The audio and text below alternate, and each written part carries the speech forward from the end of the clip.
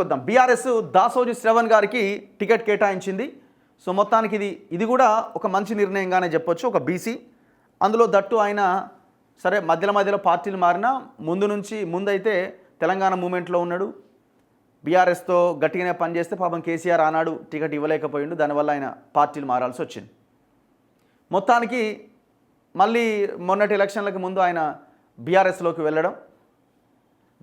వెళ్ళిన తర్వాత కూడా ఆయనకి ఎమ్మెల్సీ ఇచ్చారు గవర్నర్ కోటాలో ఎమ్మెల్సీ ఇస్తే ఆనాడు గవర్నర్గా ఉన్న తమిళిసై సో ఇది ఈ కోటాలో ఓన్లీ కళాకారులు లేకపోతే ఇంకా ఆయా రంగాల్లో నిష్ణాతులైన వారికి ఇవ్వాలి, పొలిటికల్ లీడర్లకు ఇవ్వడానికి అవకాశం లేదని గవర్నర్ తమిళిసై వాటిని తిప్పి పంపడంతో ఆనాడు దాసోజు శ్రవణ్కి ఎమ్మెల్సీ మిస్ అయింది.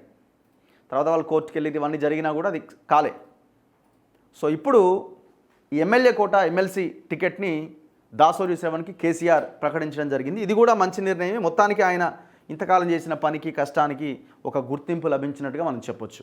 ఇవాళే నామినేషన్ వేయబోతున్నారు, ఎందుకంటే ఇవాళ లాస్ట్ డేట్ కాబట్టి. ఎమ్మెల్యేల కోటాలో జరగబోతున్న ఎమ్మెల్సీ ఎన్నికలో బీఆర్ఎస్ ఎమ్మెల్సీ అభ్యర్థిగా డాక్టర్ దాసోజు శ్రవణ్ పేరును ఆ పార్టీ అధినేత కేసీఆర్ ప్రకటించారు. నామినేషన్ ప్రక్రియను దగ్గరుండి పర్యవేక్షించాలని పార్టీ కార్యనిర్వాహక అధ్యక్షుడు కేటీఆర్ను ఆయన ఆదేశించారు. సోమవారం ఉదయం 11 గంటలకు శ్రవణ్ నామినేషన్ దాఖలు చేయబోతున్నారు. శాసనసభలో ఆ పార్టీ తరపున ఎన్నికైన ఎమ్మెల్యేలు 38 మంది ఉండగా వారిలో 10 మంది కాంగ్రెస్కి జంప్ అయ్యారు.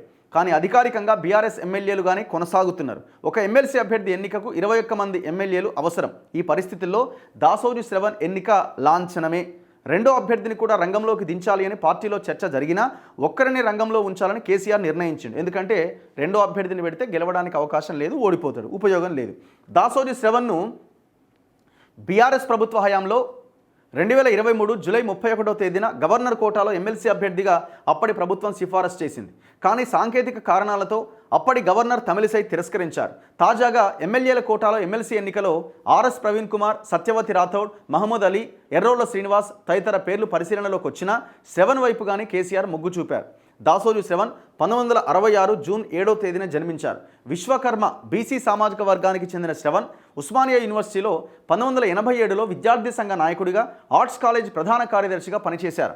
టెక్ మహీంద్రా, హిటాచీ తదితర కంపెనీల్లో కూడా జనరల్ మేనేజర్, హెచ్ఆర్ డైరెక్టర్ తదితర ఉన్నత హోదాల్లో పనిచేశారు. సామాజిక కార్యకర్తగా, న్యాయవాదిగా, రాజకీయ నాయకుడిగా ప్రస్థానం కొనసాగిస్తున్న శ్రవణ్కు శాసన మండలి సభ్యుడిగా ఎన్నికయ్యే అవకాశం ఇప్పుడు లభించింది.